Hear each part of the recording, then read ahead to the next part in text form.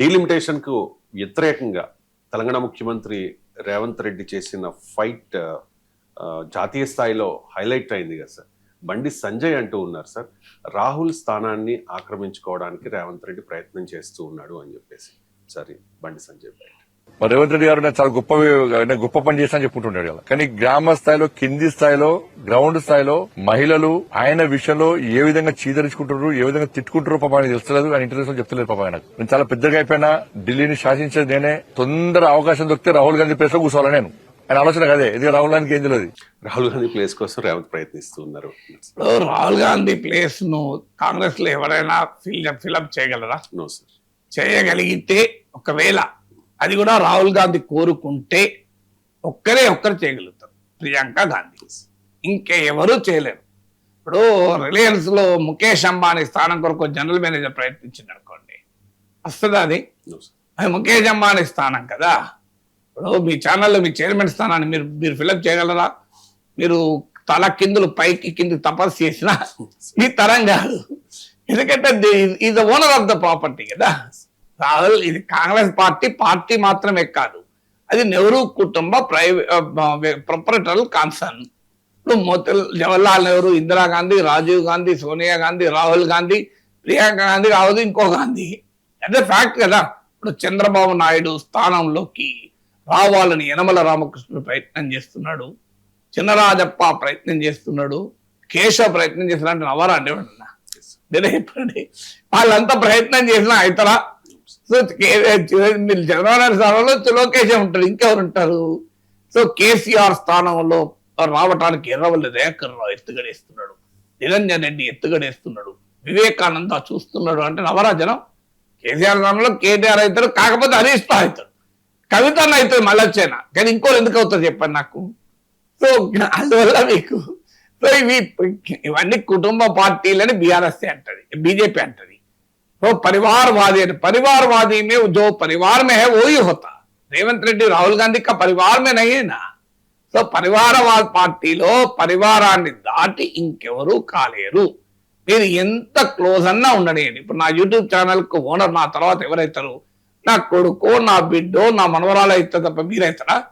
నేను సార్ 2 ఏళ్ళు మీతో ప్రోగ్రామ్ చేస్తాను కదా సార్, యూట్యూబ్ ఛానల్ నాకు ఇచ్చేయండి సార్ అంటారు అనుకోండి. ఇతను నేను ఇస్తాను నేను. సో ఇవాళ కాబట్టి 20 ఏళ్ళకో 30 ఏళ్ళకి ఎప్పుడైనా నా ఛానల్ నా పిల్లలకే అవుతుంది. ఇది నా ఛానల్. అది ఇది కూడా అంతే. రాహుల్ గాంధీ పార్టీ, మీ పార్టీ రేవంత్ రెడ్డి కాదు.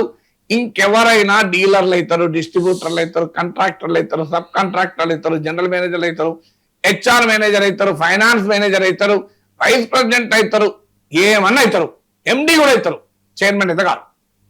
So that is the character of the Congress party.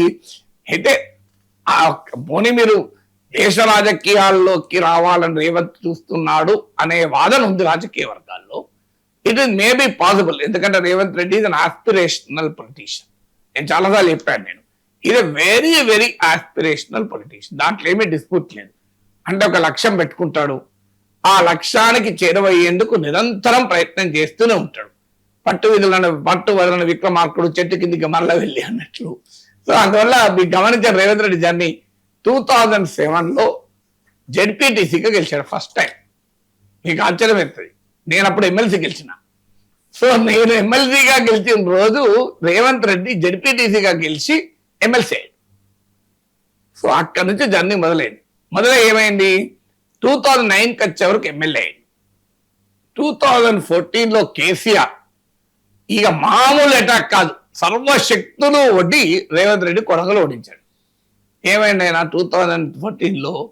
So మీకు 2014లో కాదు, సారీ 2019లో ఓడించినట్టున్నాడు. సో ఓడించిన తర్వాత ఏమయ్యాడు? ఎమ్మెల్యేగా ఓడించారు. మీకు ఎమ్మెల్యేగా ఓడించిన తర్వాత ఏమైంది? సో 2019 ఎమ్మెల్యేగా ఓడించినాక మల్కాజ్ గురించి ఎంపీ అయ్యాడు.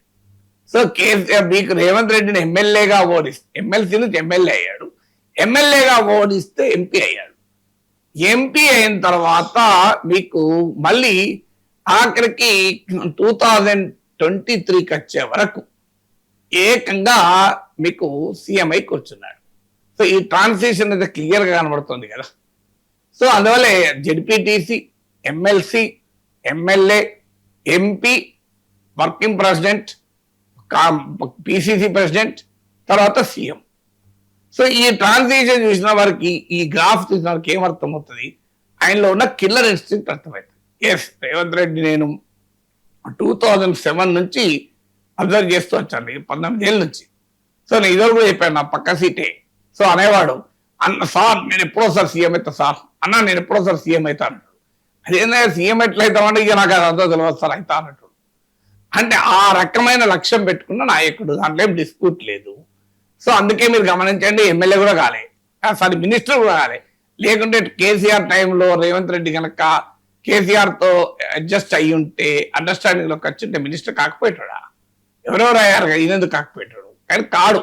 సో అందువల్ల ఆస్పిరేషనల్ పొలిటీషియన్ కనుక కాంగ్రెస్ లో ఏం కోరుకుంటాడు, కాంగ్రెస్ లో రేపు అవకాశం వస్తే ఆల్ ఇండియా లీడర్ కావాలని కోరుకోవచ్చు.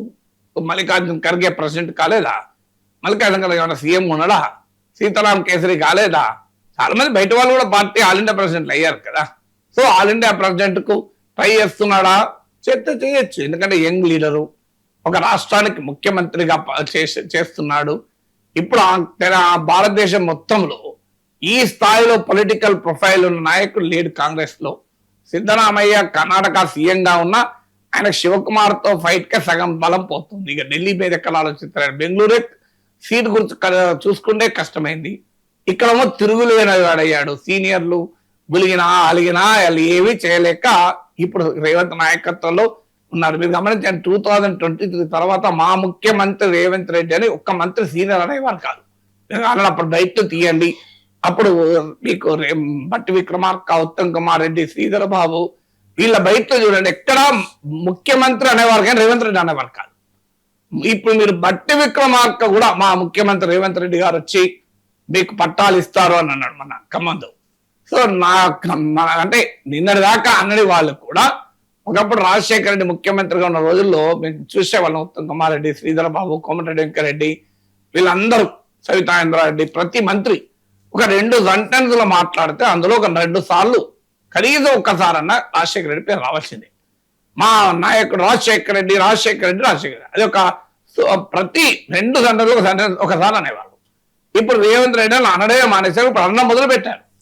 సో తర్వాత వరుసగా కాంగ్రెస్ పార్టీకి విజయాలు సాధించి పెడుతున్నాడు.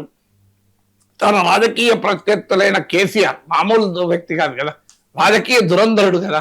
సో అలాంటి కేసీఆర్ని మించిన రాజకీయ చాణుక్యాన్ని ప్రదర్శించగలుగుతున్నాడు. మోడీ అమిత్ షాలకే కొరకరానికి కొయ్యగా తెలంగాణ మారిపోయింది. సో ఇవన్నీ చూసిన తర్వాత ఎస్ మరి సక్సెస్ అయ్యాను కదా. ఇప్పుడు ఎంసెట్ లో టాప్ ర్యాంక్ వస్తే నెక్స్ట్ ఐఐటీలో రావాలని కోరుకుంటారు కదా. ఐఐటీలో కూడా టాప్ ర్యాంక్ వస్తే బాంబే ఐఐటీలో సీట్ రావాలని కోరుకుంటారు. అది కూడా వచ్చినాక ఏం కావాలి, టాప్ మల్టీనేషనల్ లో 2 కోట్ల ప్యాకేజ్ తో రావాలనుకుంటారు. అది కూడా వచ్చినాక ఏం కావాలనుకుంటాడు, ఆ కంపెనీకి మైక్రోసాఫ్ట్ కో గూగుల్ కో సీఈఓ కావాలనుకుంటాడు. సో ఏదో ఒకటి ఉంటుంది కదా, ఆస్పిరేషనల్ పర్సన్ ఎందుకు అవుతారు. సో సాటిస్ఫై అయ్యే పర్సన్ అయితే కాదు. అందువల్ల కాంగ్రెస్ అధ్యక్ష పదవికి ఏమైనా గురి పెట్టాడా, పెడితే పెట్టచ్చు. ఆయన పార్టీ అయినా ఆ పార్టీ చేస్తే అవుతాడు కాదు. బీజేపీకి ఏం సంబంధం? బీజేపీలో Nitin Nabin all India president కాగలిగినప్పుడు కాంగ్రెస్ లో రేవంత్ రెడ్డి అయితే తక్కువ. నితిన్ నబీన్ కున్న ప్రొఫైల్ ఎంత, దేశంలో అధికారులు ఉన్న పార్టీకి ఆల్ ఇండియా ప్రెసిడెంట్ అయ్యాడు కదా. మరి రేవంత్ రెడ్డికి ఆ మేరకు రాష్ట్ర ముఖ్యమంత్రిగా ఉన్నాడు, గెలిపిస్తున్నాడు పార్టీని. మిగతా ఎవరు లేరు అంత పెద్ద నాయకుడు. ఏమో రేపు అయితే కావచ్చేమో, దానికి నేను కాదన్న, కానీ రాహుల్ గాంధీ స్థానం అయితే సాధ్యం కాదు. ఎన్ని చేసినా ఆఖరికి రాహుల్ గాంధీ స్థానం మాత్రం రేవంత్ కాదు, ఇంకా ఎవరు రారు.